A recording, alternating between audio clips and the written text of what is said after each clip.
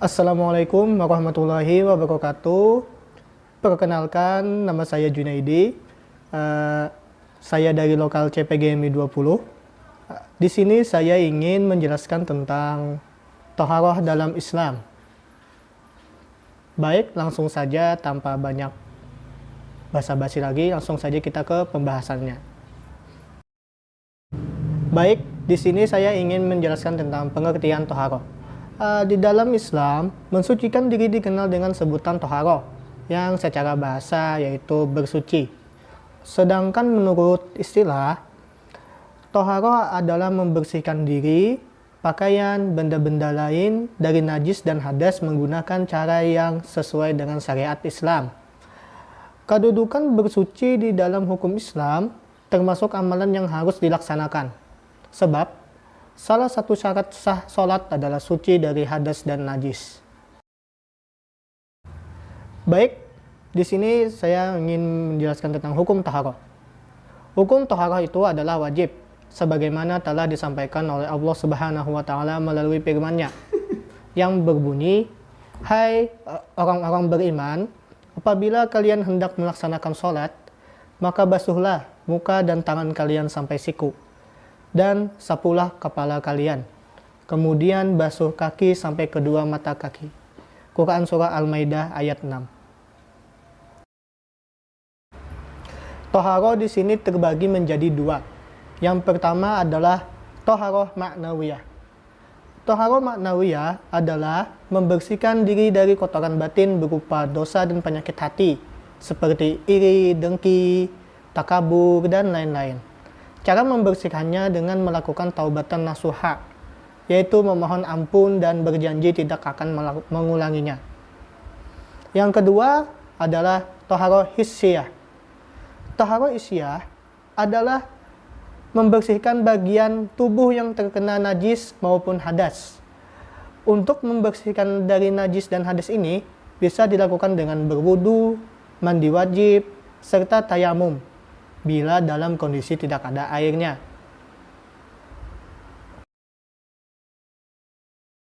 Untuk toharoh sendiri mempunyai tata caranya masing-masing. Yang pertama, mandi wajib.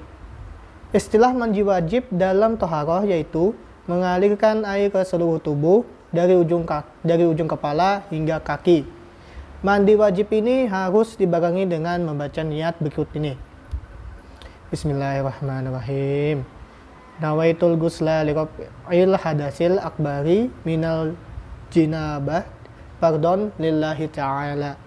Yang artinya, aku berniat mandi untuk menghilangkan hadas besar dari janabah fardu karena Allah Ta'ala.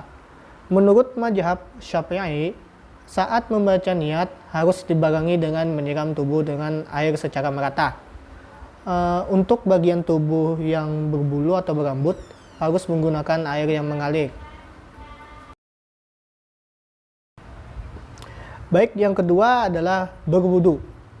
Toharoh dengan berwudu digunakan untuk menghilangkan hadas kecil ketika akan sholat. Orang yang hendak melaksanakan sholat sudah wajib hukumnya melakukan wudu. Wudu merupakan syarat sah pelaksanaan sholat. Toharoh dengan berwudu juga sama halnya dengan mandi wajib, yang diawali dengan membaca niat yang berbunyi, nawaitu wudu'a lirabbil hadasil aswari fardo lillahi ta'ala. Artinya, aku berniat berwudu untuk menghilangkan hadas kecil karena Allah Ta'ala. Baik, yang ketiga adalah tayamum. Taharah tayamum merupakan cara bersuci untuk menggantikan mandi dan wudu apabila sedang tidak ada air. Syarat tayamum adalah menggunakan tanah yang suci, tidak tercampur dengan benda lain, seperti misalnya ada kotoran kucing atau kotoran ayam bercampur dengan tanahnya, atau tanahnya sudah tidak suci, jadi tidak boleh untuk dijadikan bertayamum. Tayamum ini diawali dengan niat yang berbunyi, nawaitu tayammuma istibahah as-salati fardo lillahi ta'ala. Artinya, saya berniat tayamum agar diperbolehkan melakukan fardu karena Allah Ta'ala. Adapun hal-hal lain dalam taharoh seperti kayak mencuci tangan, beristinja, berhitan atau bersunat, parfum, sikat gigi, dan memotong kuku. Baik, di sini konsep taharoh yang perlu ditanamkan dan diajarkan kepada siswa madrasah ibtidaiyah sejak dini menurut saya adalah berwudu dan membersihkan hadas besar dan kecil setelah beristinja. Menurut saya yang paling utama di sini adalah berwudu. Kenapa? Karena berwudu ini adalah syarat sah untuk sholat. Dan anak-anak madrasah ibtidaiyah harus diwajibkan atau kita ajarkan sejak dini untuk belajar sholat. Nah, sebelum belajar sholat, kita harus bisa mengajarkannya berwudu. Karena sholat yang tidak berwudu tidak sah sholatnya. Dan kalau berwudu tidak sholat itu juga sama saja dengan bohong. Ya. Dan juga untuk yang membersihkan hadas besar dan kecil juga perlu. Karena supaya tidak salah kiprah dalam membersihkannya, misalnya pakai banyu kopi atau banyu teh untuk membersihkan istinjanya sendiri, itu tidak boleh. Karena kita kan harus menggunakan air yang mutlak atau yang suci. Baik, itu saja penjelasan saya tentang taharoh. Saya mohon maaf apabila ada salah-salah kata. Saya tutup. Wassalamualaikum warahmatullahi wabarakatuh.